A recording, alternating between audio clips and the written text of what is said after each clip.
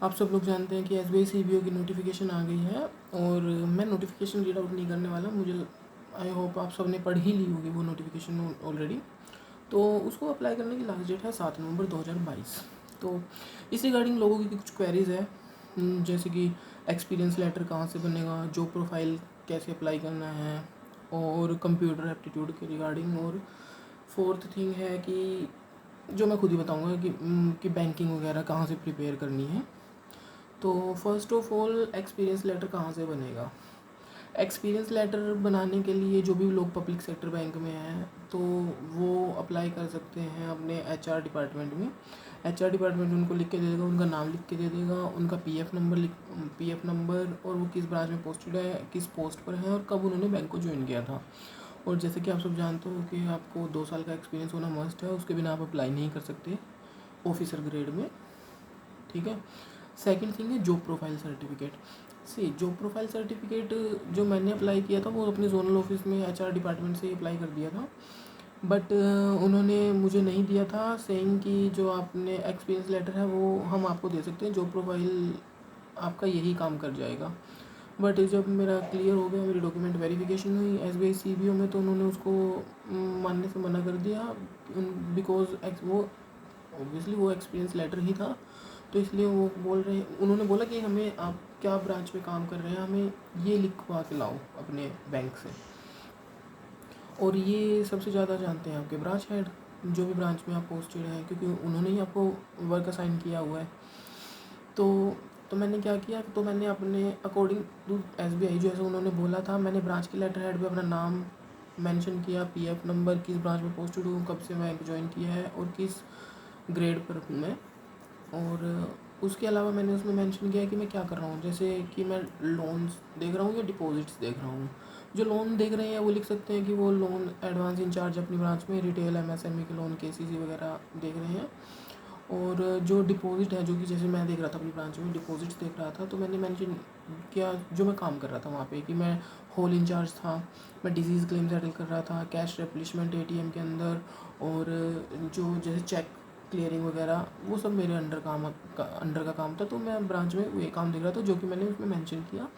Branch head की stamp लगवाई मैंने और उनके साइन करवा के एसबीआई में मैंने सबमिट कर दिया। ये आपका हो गया जॉब एक्सपीरियंस, जॉब प्रोफाइल और एक्सपीरियंस लेटर के रिगार्डिंग। दोनों अलग अलग चीज़ें हैं।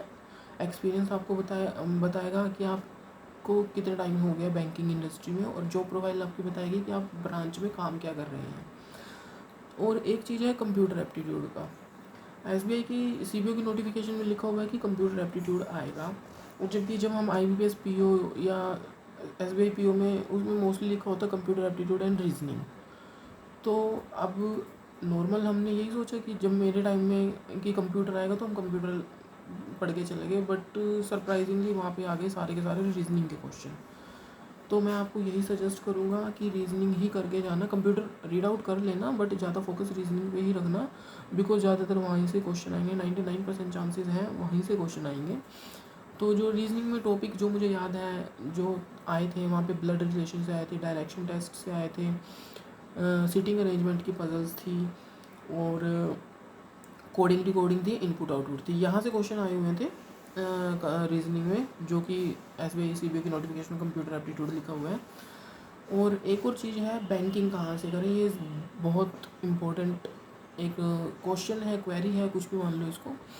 तो मैं अपने टाइम पे करके गया था जेआईबी की जो फर्स्ट एग्ज़ाम की पेपर की बुक होती है, प्रिंसिपल ऑफ बैंकिंग्स, मैं वहाँ से पढ़ गया था, क्योंकि मुझे लगा बैंकिंग तो वहीं से आ सकता है, ज़्यादा चांसेस वहीं से हैं, क्योंकि उसमें बैंकिंग के बारे में बहुत कुछ बताया गया है कि टाइप्स ऑफ अकाउंट, उनके operations, public limited company, private limited companies, कर्ता, एचयूएफ, ये सब कुछ उसमें मेंशन किया हुआ है। चेक के क्या नाम है, चेक के जितने भी सेक्शंस हैं कि बाउंस कैसे कौन से सेक्शन के अंडर होता है, या फिर जो भी रीजंस हैं वो सारा, तो मैं वो पढ़ के चला गया था। बट सरप्राइजिंगली उसमें से भी कुछ नहीं आया था। जो मैं बता दूं आपको, उसमें ज़्यादातर क्वेश्चन आए हुए थे एमएसएमई के सर्कुलर्स में से, आरबीआई के मास्टर सर्कुलर्स में से, या फिर जो आपके बैंक जो टाइम टू टाइम सर्कुलर निकालता रहता है लोन्स एंड एडवांसेस के, या जो उनमें से आप पढ़ के जाइए, क्योंकि ज़्यादातर क्वेश्चन 50% से अबव क्वेश्चन तो वहीं से आ जाएंगे आपके। तो मैं आपको सजेस्ट करूँगा कि मिनिमम 5 to 6 मंथ के आप RBI के मास्टर सर्कुलर्स पढ़ के जाइए।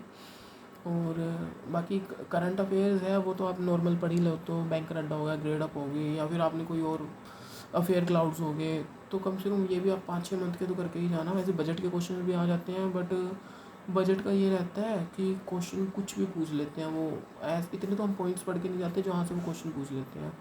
तो वो आपके ऊपर डिपेंड करता है, टाइम ज़्यादा है तो आप बजट भी पढ़ लेना, वरना तो आप मिनिमम 6 मंथ के तो पढ़ के ही जाना अपना करंट अफेयर्स। तो ये थोड़ी सी क्वेरीज थी, आई होप मैंने उनको डाउट्स आपके क्लियर कर दिए होंगे। और 7 नवंबर से लास्ट डेट है, तो अप्लाई कर दीजिए। और हाँ, एक और है बात, जो SBI CBO में है वो नेगेटिव मार्किंग नहीं है, तो मैं आपको सजेस्ट करूँगा आप 100% क्वेश्चन अटैम्प्ट करके आना, भले ही आपको आए या ना आए, क्योंकि इसमें नेगेटिव मार्किंग नहीं है तो ज़्यादातर चांसेस दिया जाता है कुछ तुक्के लगा के हमारे क्वेश्चन ठीक भी होगी तो हमारे नंबर बढ़ जाएंगे उससे, और सिलेक्शन के चांसेस ज़्यादा हो जाएंगे। तो ये कुछ क्वेरीज थी जो मैं सोल्व करने की ट्राई किया मैंने आपके लिए। तो इसको SBI को अप्लाई कीजिए और हार्ड वर्क कीजिए, अपना प्रिपरेशन कीजिए। Good luck.